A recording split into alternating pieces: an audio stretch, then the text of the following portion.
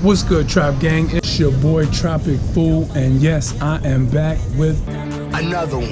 As you already see the title down below, you already know that this is a story time about how I got stranded my first time in country. Some of y'all already know where I'm at. Those of you who don't know where I'm at, I'm not going to tell you at all. You're going to have to smash that like button, subscribe, and watch my videos to find out. So to get into it all started where my cousin called me and hit me up. I'm like, hello? He's like, yo, what's good? Hey, get it together. We about to get going. I'm like, well, where we going? He's like, well, I know you want to go to one part of the country, but we're about to go to the other part of the country. I said, I bet, I'ma book it. He calls me like 3 days later, like a week later, and he's like, yo, I can't make it. What you mean you can't make it? I'm like, nah, bruh. I already booked, I'm going. You can't make it look like I'm going on a dolo mission. You know, when the time came, I leave for the airport, and I don't know what's wrong with me, but I could never catch a flight on time. I get to the airport, and they gonna tell me, hey, your flight is leaving. I say, don't tell me that. I'm like, I gotta call my ride. My ride has to turn around. I gotta go all the way back home, and now I missed the day, so now I'm pissed. I'm supposed to get 5 days, 4 nights at the resort that I booked. I don't even go to sleep that day. So I just end up getting to the airport early as I could the next morning, because I was getting to my destination. There was no way you wasn't gonna tell me I wasn't getting to my next destination. So when I tell you I flew in the country like, I get to the airport, get all my stuff, and we gotta take the shuttle. What I didn't know at the time was you can go from the airport to the resort for $1. But being that nobody knew nothing, the shuttle, they was extorting us. They charge everybody $50. Remember that. So I'm like, all right, whatever. It is what it is. It's $50. I paid that. I get to the hotel, and in the hotel ain't even, I'm like, wait a minute. This ain't no junior suite. You know, they give me some old little basic room or whatever, but listen, it was decent, so I took it. It is what it is. Plus, they gave me a day back that I had missed. That didn't work for my flight itinerary. It only, worked for my hotel arrangements. So I was irresponsible and didn't even check into that. Stupid! So anyway, I get into town. I'm like, you know what? I'm just ready to go. I'm ready to let loose. Those next few days, man, I party hard. I enjoyed myself. I played ping pong. I played volleyball. I ate good. I drank. You know what I'm saying? A few days later, I'm ready to go. I'm ready to get off of the resort. I want to go see the people. One of the dudes that I had met from the animation team named Ronnie, he brings me over to go and rent a motorcycle or whatever to go do a tour. We get to the motorcycle place. I didn't have my ID. So we used Ronnie's ID. I rent a motorcycle. It was like $30 for the day. An extra $20 puts insurance on it in case anything happens. Remedial dumbass me, I'm like, man, I don't need no insurance. I'm good, man. I'm gonna bring your bike back. Dummy alert, dummy alert. It is what it is. Now, mind you, before we got to this bike rental place, I'm at the hotel throwing them back. I'm talking about throwing them back, okay? So, but I was still good to operate. But what ended up happening is I kept on drinking while we had the bikes. Yeah, you're stupid. So on the way coming back, I don't know, I think I came into a merging lane. I collided with another motorcycle. Dude kicks me. Because I'm saucy, I got delayed reaction, so I end up swerving all the way to the lane over across. I'm like, oh my God, I hit a barrier, I flip over the bike flips over me. That shit hurting. And then I'm just like wasted at this point, right? So now Ronnie doesn't see me behind him, so he turns around and comes to where I crash at. I jump up and I assess my situation, making sure that everything was good to go. I was bleeding from my neck. I was bleeding from my arm. I was bleeding from my leg. I was bleeding from my foot. You know, I'm glad to be alive at this point. Thank God I have my helmet on. And, you know, nothing felt broken. My adrenaline was going so much, I didn't even feel anything.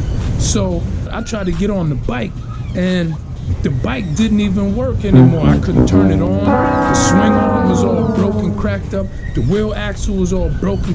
The bike was total. So I'm like, man, damn this bike, I'm alive. I jump on the back of Ronnie's bike, and Ronnie brings me to the hotel. I get to the hotel, and you would think I would go to my room, you know, and go and wash my wounds and go, you know, no. I was so disheveled, I went straight to the bar and I just started drinking. And I drank and I drank and I drank. I wake up in my room to the sound of the telephone ringing. So I'm like, hello? The voice on the line is like, who is this? Oh, you don't remember me? Sweet daddy. No, who is this? You don't remember me in your room? In my room? I'm like, no. You don't remember me at the bar? No. So then I start recollecting. I'm like, the only people that was at the bar was this old couple and then an old ass booger wolf, you know, that looked like the landlord from Friday After Next and with dentures, and she had a gold tooth.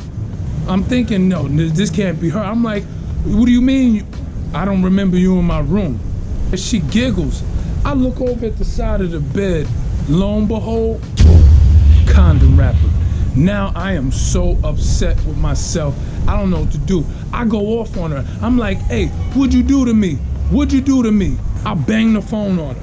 I was like, I can't deal with this right now. So I try to swing out of bed. So I try to go to the shower to cry and scrub the skin off of my body. Why must I cry? And when I went to stand up, yo, it was like my leg was broken. It was like my wrist was broken. I started feeling everything by then. At this point, I'm like, this can't get any worse. Oh, but then I thought about it, and then it dawned on me that same day, the date had dawned on me that I was supposed to fly out that day. Before I started even thinking and just getting my mind even whirled up, I'm like, you know what? I gotta get out of it. I'm going to the club. I'm gonna go and drink. I shouldn't even been drinking anymore. I don't even know why I kept drinking, but I just kept drinking. The next 2 days was like a big blur. I just woke up. I had $55 in my pocket. I'm like, yo, I gotta get out of here, right? I didn't even check out properly. You know, I just found the shuttle and I'm like, hey, bring me to the airport. Before I left to even leave to the hotel, I went and tried to get some lunch. I end up running into the guy whose bike I broke, who rented me the bike. Me and him, we get into it because he's like, hey man, bike is broken, it's total. I've been looking for you for 3 days. What I'm gonna do, this and that and the third. I tried to do what anybody else would do. I tried to give him that $20, you know what I'm saying, for the insurance. He looked at me like, hell no, bike is total. Give me your fucking money! We get into an argument and he started yelling. I'm like, man, you don't have my ID. He's all mad now. The hotel security, they lead him off the premises. So I'm like, hey, it's all good to go. Anyway, fast forward. I get to the airport trying to get through the gate on an itinerary of a flight that I was supposed to leave 2 days prior. They stopped me at the airport and at the gate. And they was like, hey man, you gotta go up to the office. I get to the office, they not trying to hear nothing that I'm saying. I'm making up every excuse that I can. And they like, Boy, if you don't get... dude, you gonna come 2 days late and expect to get on a plane and not have to buy an extra ticket? I'm like, damn, there wasn't nothing I can do. I wanted to bust one of the windows out at the airport. So now I'm like, all right, it is what it is. But I remembered because I didn't check out properly, I still had my room key. So, you know, I do what any of y'all would have done. I snuck back to my room. And I'm talking about I snuck to my room like a bandit. So I get to my room, I thought I made off like a smooth criminal, but I didn't. Because like 20 minutes later, they calling me. And so I'm trying to figure out why they calling me. And I'm like, I shouldn't pick it up. If I don't pick it up, chances are somebody's gonna come checking in the room. I don't want that. So I just say, you know what? I gotta pick it up. I answer the phone. Next thing you know, they going off on me. It's the front desk.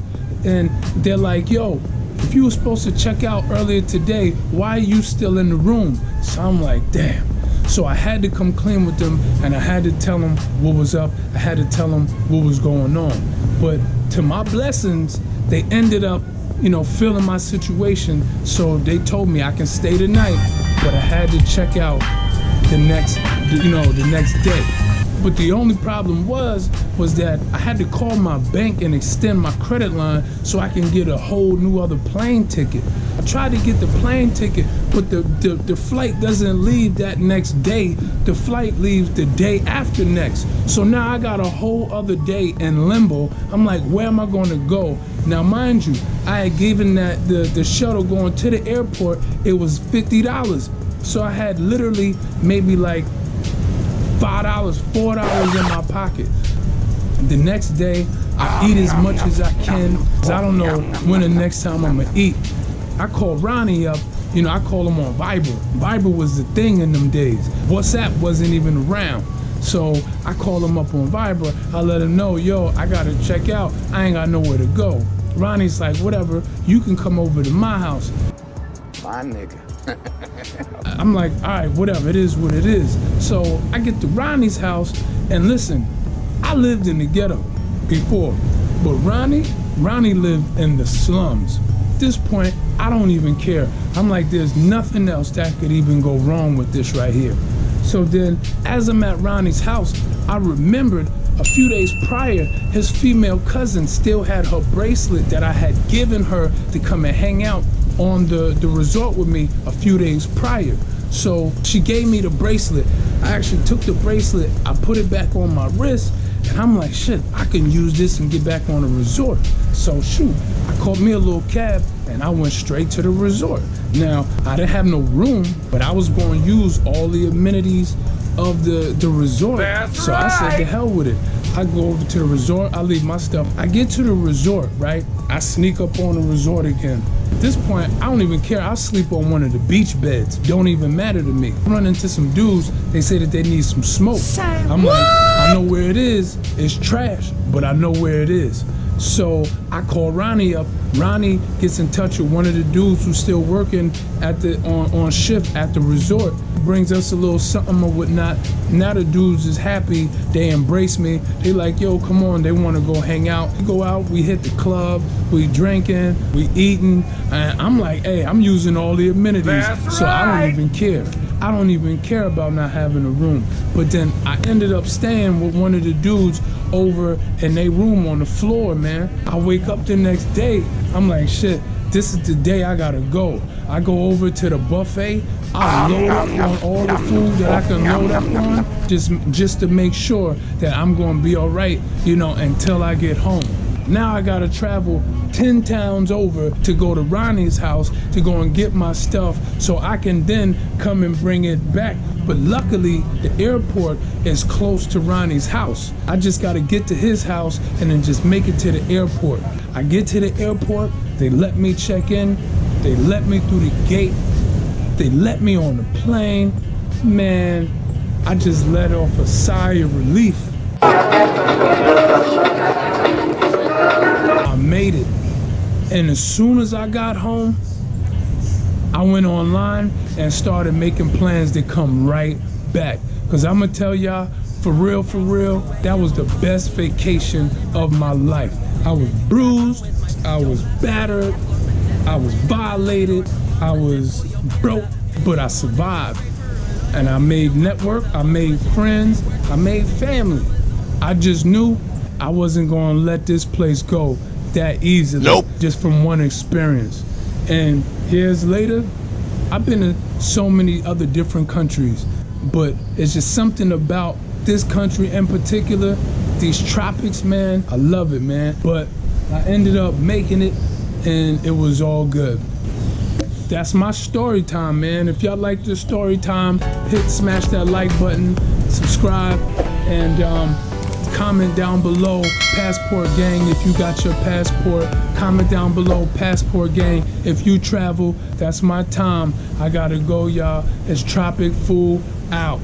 Peace.